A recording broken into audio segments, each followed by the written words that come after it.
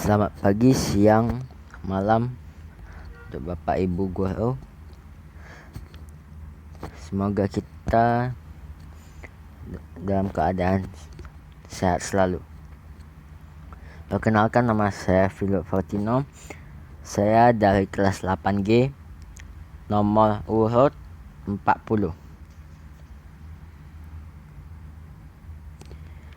Di sini saya akan menjelaskan tentang perjuangan atau perlawanan bangsa Indonesia ketika menghadapi bangsa Eropa. Tapi sebelum itu saya ada sedikit pantun untuk Bapak dan Ibu guru. Langit cerah terlihat biru, kutilang terbang berputar-putar. Terima kasih Ibu Bapak guru, karena engkaulah kami menjadi pintar.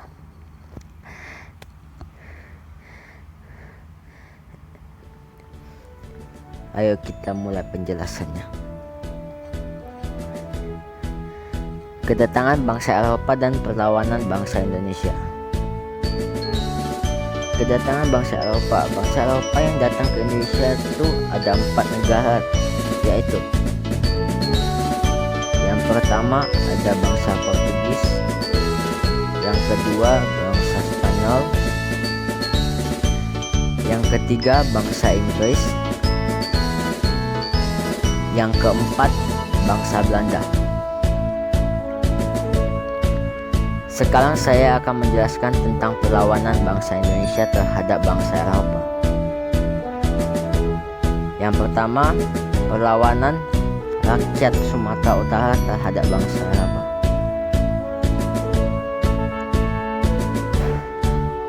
Perlawanan rakyat Sumatera Utara terhadap Belanda antara lain terjadi di Tapanuli selama kurang lebih 29 tahun, dimulai tahun 1878 dan berakhir tahun 1907. Belanda berusaha memperluas wilayah kekuasaannya setelah menguasai Sumatera Timur dan Aceh.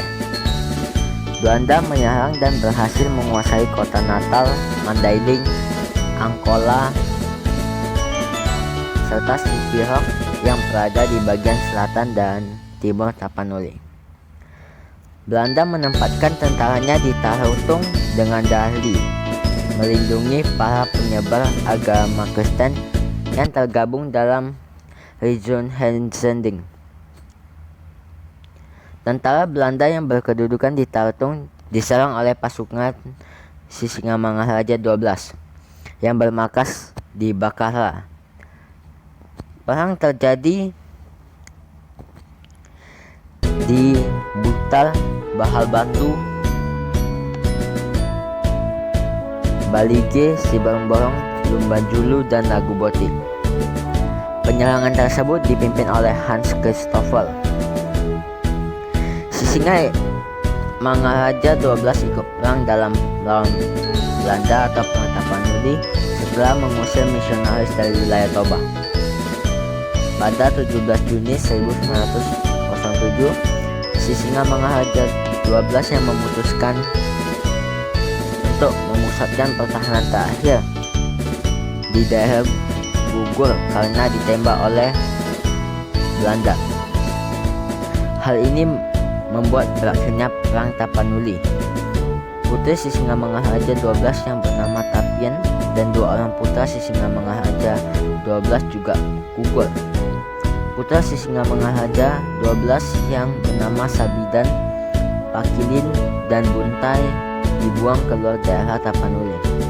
Sementara itu 2 putra Sisingamangaraja 12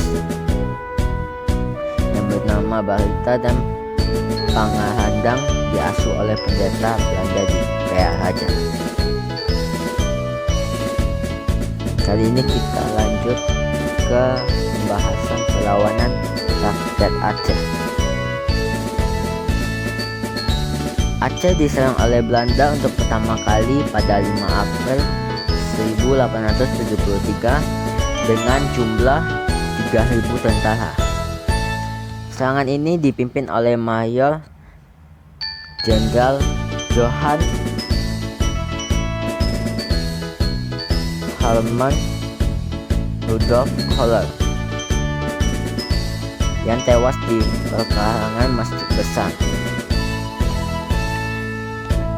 yaitu di depan Masjid Baitur Rahman pada 14 April 1873. Kematian Koller menyebabkan ekspedisi ini gagal.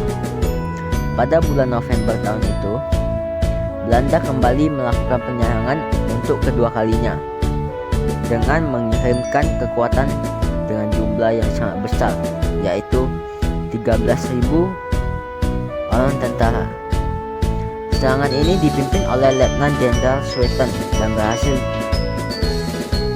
merebut ibu kota yang disebutnya Tauku Tahraja. Perlawanan tersebut dipimpin oleh Teuku Umar, Panglima Polim, Tengku Cikidiro, dan Tengku Ibrahim, serta dengan Cuk Nyadjen.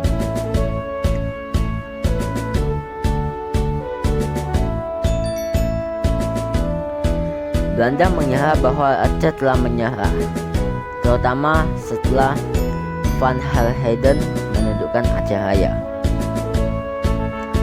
Tetapi hal tersebut tidak memukul mundur Panglima Polim, Tengku Cikidiro, dan Tengku Ibrahim. Mereka terus melakukan perlawanan. Pada masa itu muncul Tengku Umar yang didampingi istrinya, Cuk Nyadien, yang ikut melakukan perlawanan terhadap Belanda. Kala itu Tengku Umar berpura-pura menyerah, tetapi ia menyerang Belanda setelah diberi senjata lengkap.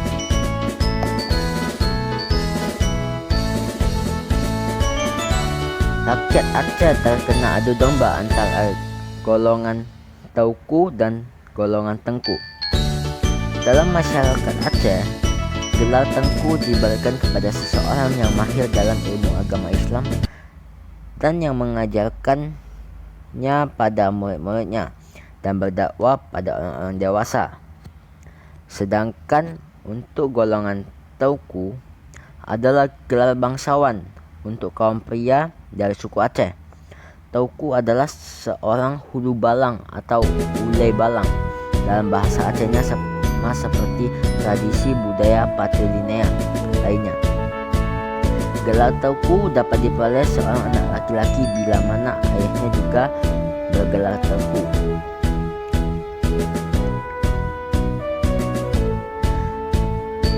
Dan penyebab dari adu domba tersebut ialah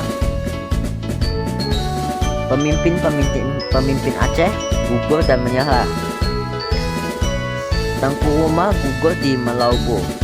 Panglima Polim dan Sultan Muhammad Daud Syah menyerah. Oleh karena itu diadakanlah perjanjian yang disebut Plakat Pendek. Berdasarkan perjanjian tersebut, Aceh mengakui kekuasaan Belanda dan patuh pada perintah-perintahnya. Dan Aceh juga bersedia tidak berhubungan dengan negara lain. Itu saja penjelasan saya terhadap perlawanan bangsa Indonesia terhadap bangsa Eropa. Sekian dan terima kasih.